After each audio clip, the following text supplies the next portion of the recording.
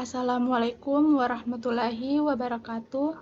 Nama saya Niken Milenia Tobuhu, kelas 5F, jurusan Pendidikan Guru Sekolah Dasar, Universitas Negeri Gorontalo. Nah, di sini saya akan menjelaskan tentang manajemen berbasis sekolah. Yang pertama yaitu konsep manajemen berbasis sekolah. Terdiri dari pengertian, tujuan, dan manfaatnya. Dan terakhir yaitu sejarah. Manajemen berbasis sekolah adalah suatu bentuk manajemen di mana pemerintah memberikan otonomi atau tanggung jawab yang lebih besar kepada pihak sekolah untuk dapat merencanakan hingga mengelola kegiatan pendidikannya untuk meningkatkan kualitas pendidikan dengan melibatkan seluruh tenaga di sekolah sekaligus masyarakat sekitar secara mandiri dan terbuka. Yang kedua yaitu tujuan. Terdiri dari meningkatkan kualitas pendidikan dan inisiatif sekolah dalam memperdayakan dan mengelola potensi serta sumber daya yang ada. Yang kedua yaitu meningkatkan partisipasi warga di sekolah dalam penyelenggaraan pendidikan secara keseluruhan. Ketiga yaitu meningkatkan rasa tanggung jawab pihak sekolah kepada murid, pemerintah, orang tua atau wali murid, dan masyarakat sekitar tentang kualitas sekolah. Dan terakhir yaitu meningkatkan persaingan yang sehat antar sekolah untuk mencapai kualitas pendidikan yang diharapkan. Ketiga yaitu manfaat.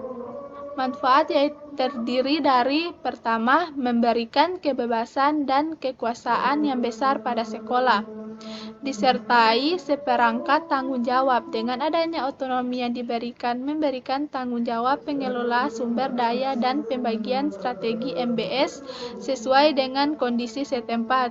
Kedua yaitu sekolah dapat meningkatkan kesejahteraan guru sehingga dapat lebih berkonsentrasi pada tugas.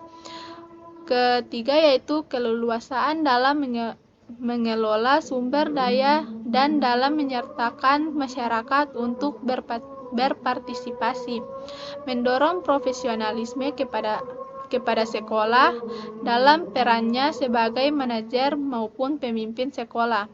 Dan terakhir yaitu dengan diberikan sekolah untuk menyusun kurikulum, guru didorong untuk berinovasi dengan melakukan eksperimentasi di lingkungan sekolahnya. Ini mendorong profesionalisme guru dan juga kepada kepala sekolah sesuai fungsinya. Nah, yang kedua yaitu sejarah manajemen berbasis sekolah. Di Amerika Serikat, perjuangan guru untuk perbaiki nasibnya dianggap sebagai cikal bakal MBS atau desentralisasi pengelolaan sekolah. Perjalanannya sudah berlangsung cukup panjang, yaitu dengan dibentuknya Asosiasi Pendidikan Nasional pada tahun 1857. Pada tahun 1887, guru-guru di New York membentuk sebuah asosiasi kepentingan bersama dan asosiasi yang sama didirikan di Chicago, dipimpin oleh Margaretha Harley. Pada tahun 1903, guru-guru Philadelphia melalui asosiasi ini, guru-guru bangkit untuk meningkatkan martabat hidupnya, yang hasilnya antara lain guru-guru memperoleh gaji yang lebih baik. Di Indonesia sendiri, telah banyak usaha yang dilakukan untuk meningkatkan mutu pendidikan di tingkat pendidikan dasar. Namun, hasilnya kurang memuaskan. Secara garis besar, faktor-faktor penyebabnya yaitu kebijakan penyelenggaraan pendidikan nasional hanya berfokus pada materi-materi yang akan diberikan, tanpa memperhatikan proses dan aplikasinya dalam kehidupan. Kedua, penyelenggaraan pendidikan dilakukan secara sentralistik. Yang ketiga, peran serta masyarakat, terutama orang tua siswa, dalam penyelenggaraan pendidikan selama ini hanya terbatas pada dukungan dana, padahal mereka sangat penting dalam proses-proses pendidikan seperti pengambilan keputusan, monitoring, evaluasi, akuntabilitas. Konsep manajemen berbasis sekolah telah dicoba di Amerika, ternyata telah membawa dampak terhadap peningkatan kualitas belajar mengajar. Hal tersebut disebabkan oleh adanya mekanisme yang lebih efektif, yaitu pengambilan keputusan dapat dilakukan dengan cepat, sekaligus memberikan dorongan semangat kinerja baru sebagai motivasi berprestasi kepada kepala sekolah dalam melakukan tugasnya sebagai manajer sekolah, berdasarkan hasil kajian yang dilakukan di Amerika Serikat. Kebijakan MBS di Indonesia secara relatif sungguh-sungguh baru dimulai sejak tahun 1999 sampai 2000, yaitu dengan peluncuran dana bantuan yang disebut dengan Bantuan Operasional Manajemen Mutu.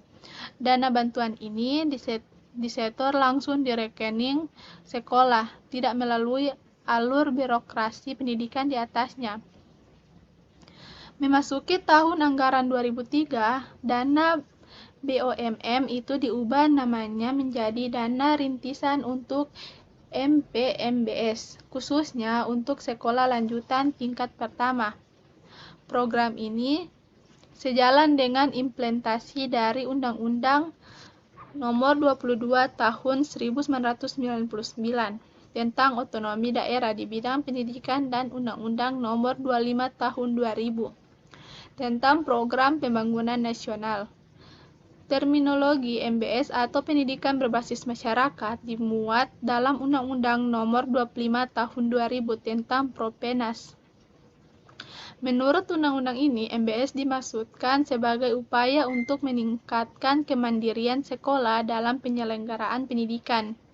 Sejarah baru pengelolaan pendidikan di Indonesia melalui MBS menjadikan pengelolaan pendidikan di Indonesia berpola desentralisasi, otonomi, pengambilan keputusan secara partisipatif.